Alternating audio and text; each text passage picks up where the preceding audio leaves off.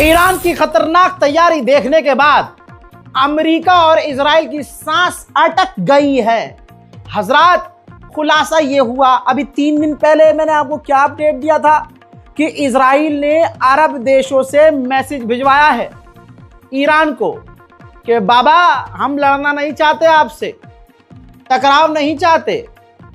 और अमेरिका और इजराइल की ही रिपोर्ट से खुलासा यह हुआ कि जितना एक्सपेक्ट किया था इजराइल ने कि हमने 12 डेज वॉर में ईरान को इतना नुकसान पहुंचाया है, उतना नुकसान नहीं पहुंचा ईरान को, बल्कि ईरान के पास हमले से पहले 2000 मिसाइलें थी और आज की तारीख में भी 2000 मिसाइलें हैं। अब आज की नहीं, सुनिए, ये रही सैटेलाइट इमेज। भाई ईरान खुलने में चौका छक्का मार रहा है।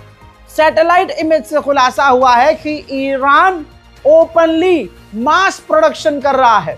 भैया ये सामने चीजें पड़ी हुई है ना, ये मिसाइलें हैं दोस्तों, वो भी खुले में रख रहा है, बना रहा है और उसको साइलों में नहीं रख रहा है, उसको सामने खुले में रखा हुआ है कि आओ देखो दुश्मनों, तुम्हारे लाख मना करने के बावजूद, धमकियां देने के बावजूद हम लगातार अपने हथियारों को, मिसाइलों को बना रहे हैं। अब इस सैटेलाइट इमेज से एक बात क्लियर है कि ईरान रुकने को राजी नहीं है, बल्कि अब वो शायद 2000 से ज्यादा मिसाइलें अपने पास बनाकर स्टोर कर चुका है। इस रिपोर्ट से खुलासा, इस सैटेलाइट से खुलासा ये हो रहा है, एक्सपर्ट कह रहे हैं कि ईरान बड़ी ही तेजी से रोज मिसाइलें बना रहा है। हिजबुल्लाह को लेकर एक बड़ा अपडेट आया है। ईरान हिजबुल्लाह के जो टॉप लीडर हैं, जो बुजुर्गवार सफेद अम्मामे वाले हैं, उनको रिप्लेस करने वाला है।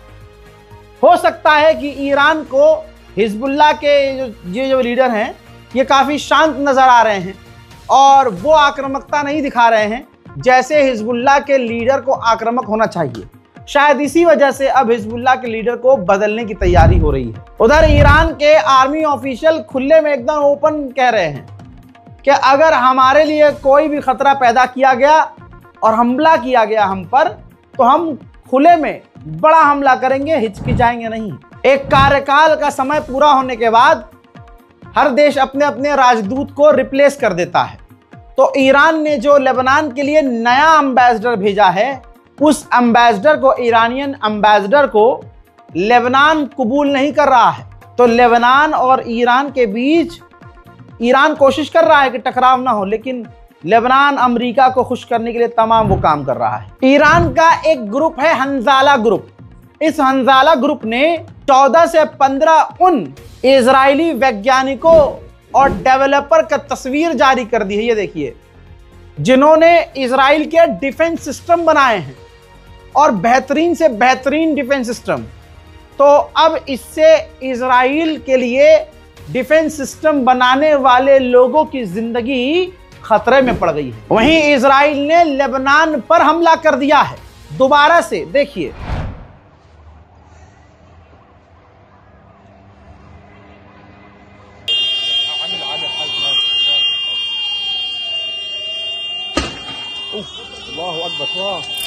लेबनान के ही विदेश मंत्री ने वार्निंग दे दी है पूरे देश को कि इजराइल हम पर, लेबनान पर बड़ा हमला करने की तैयारी कर रहा है। लेबनान की सरकार, लेबनान की फौज इजराइल की गुलाम बन चुकी है। तस्वीर देखिए, इजराइल के कहने पर लेबनान की फौज अपने ही लेबनीज लोगों के घरों पर रेड कर रही है और लेबनान के लोगों को गिरफ्तार कर रही है। उधर हिजबुल्लाह के लीडर ने कहा है कि अगर हमने हथियार डाल दिए तो लेबनान फिर बचेगा नहीं, इजराइल पूरी तरह से लेबनान को हड़प लेगा। वहीं मैंने आपको दोस्तों बताया था कल, उसका एक अपडेट आया है। सीरिया के अंदर जो अमेरिकी फौज पर हमला हुआ, 3 अमेरिकी जो मारे गए, इस पर डोनाल्ड ट्रंप ने कहा है कि सीरिया की फौज ने हम पर हमला नहीं किया, ये हमला ISIS ने किया था।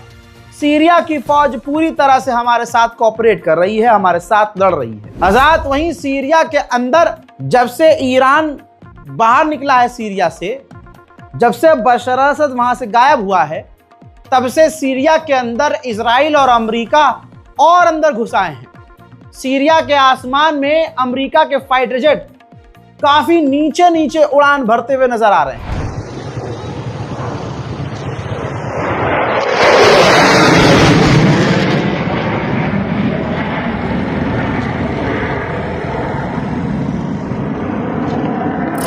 उधर देर रात को सीरिया के अंदर ये तस्वीर देखिए, खौफनाक धमाके हुए हैं। दुनिया यह उम्मीद कर रही थी और अमेरिका यह दावा कर रहा था कि बशर अल असद के जाने के बाद सीरिया में शांति आएगी। ये आई है शांति।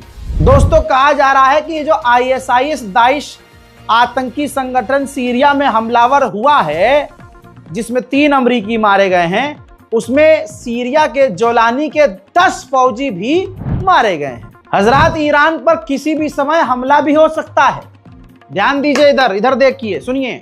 रिपोर्ट यह है, जो कल हमला हुआ ऑस्ट्रेलिया के अंदर यहूदियों के ऊपर, जिसमें मरने वालों की तादाद 16-17 पहुंच चुकी है।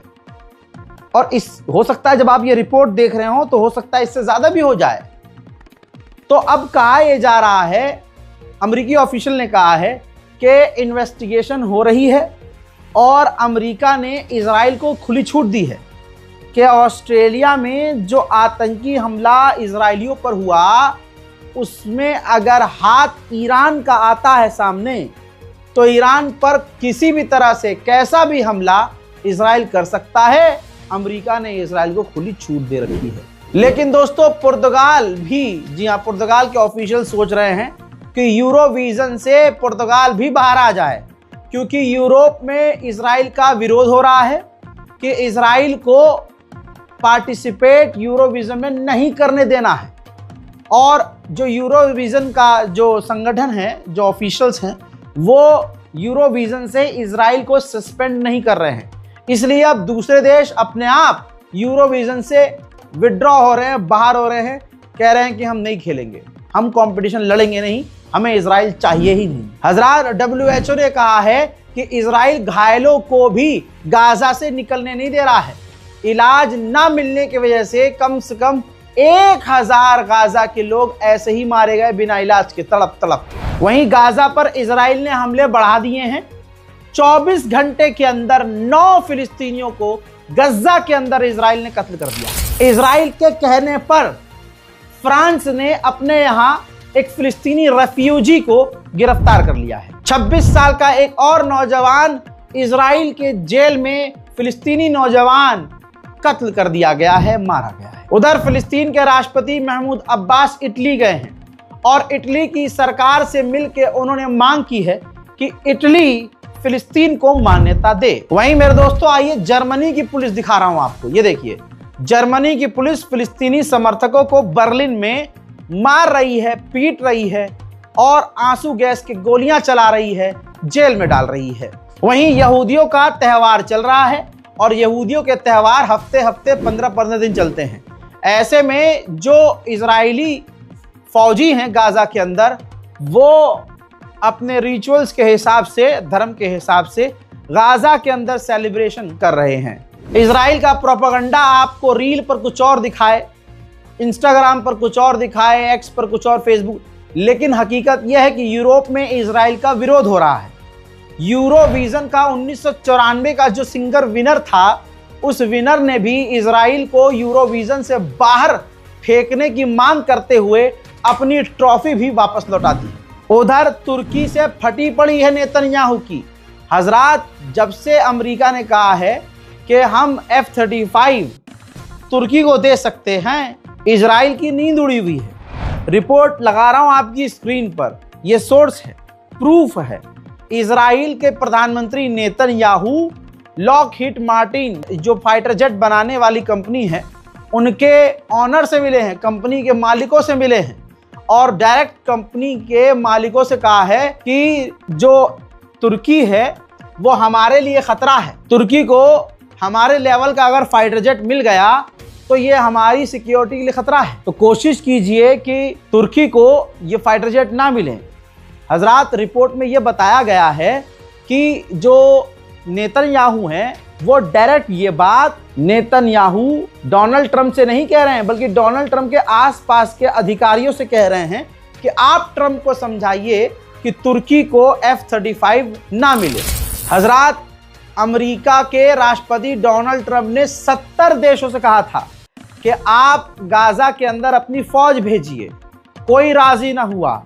ट्रंप ने धमकी दी कि अगर आप अपनी फौज नहीं भेजेंगे तो इजराइल की फौज गाजा में रहेगी, जिसके बाद सिर्फ 19 देश राजी हुए हैं। उनमें भी अभी कई देश आनाकानी कर रहे हैं। वहीं अरब के हिजड़े चुपचाप देख रहे हैं। इजराइल ने फिलिस्तीन के वेस्ट बैंक में 25 और फिलिस्तीनियों के मकानों को तोड़ देने का आदेश पारित कर दिया है। उधर मुसलमान तो बैतुल मुकद्दस में जा नहीं रहा, लेकिन यहूदी भारी मात्रा में मस्जिद अल अक्सा में जा रहे हैं।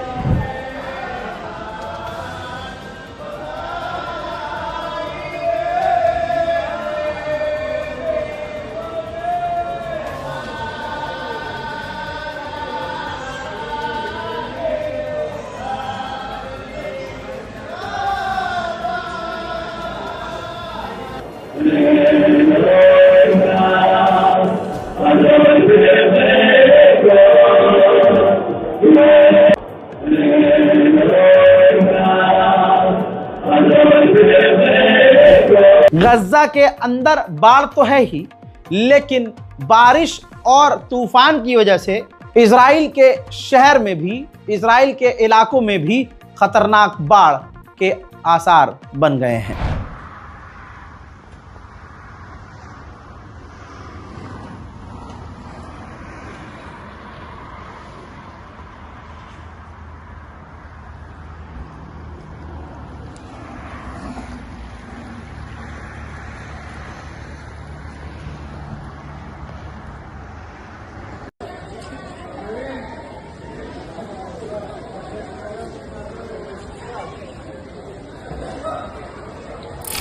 हजरात, मुझे आगे आपसे कुछ नहीं कहना। गाजा के हालात कितने बुरे हैं आपको पता है, तो इस बारकोड का इस्तेमाल कीजिएगा ताकि हम गाजा में थोड़ी थोड़ी करके मदद भेजते रहें, ताकि वहां जो बेसिक चीजें हैं हम कम से कम बच्चों का पेट भर सकें। वहां साफ पानी, कुछ खाना पानी हम वहां भेजें। और ये अकेले नहीं कर सकता हूं मैं, जैसे आपने और हमने मिलकर थोड़ी थोड़ी मदद पहुंचाई है, कोशिश करेंगे कि आगे ऐसे ही मदद पहुंचाई जाए। तो 48 घंटे के अंदर मैं अपनी एक और मदद जो है रजाग्राफी की गाजा के अंदर पहुंचाने की कोशिश कर रहा हूं। आगे आइए, इस बारकोड का इस्तेमाल कीजिए। बारकोड काम ना करे तो बारकोड के नीचे बैंक अकाउंट नंबर और IFSC कोड मौजूद है। बैंक ट्रांसफर करके भी आप गाजा की मदद के लिए आगे आ सकते हैं। अगर ये भी नहीं करना तो कम से कम जब आप नमाज पढ़ें, पहली बात तो नमाज पढ़ें, और नमाज जब पढ़ें तो गाजा, फिलिस्तीन और पूरी दुनिया के मुसलमानों के लिए, अपने मुल्क भारत में शांति और अमन के लिए दुआ कीजिए। मैं हूं रजा और आप देख रहे थे रजाग्राफी अनस्क्रिप्टेड। जय हिंद।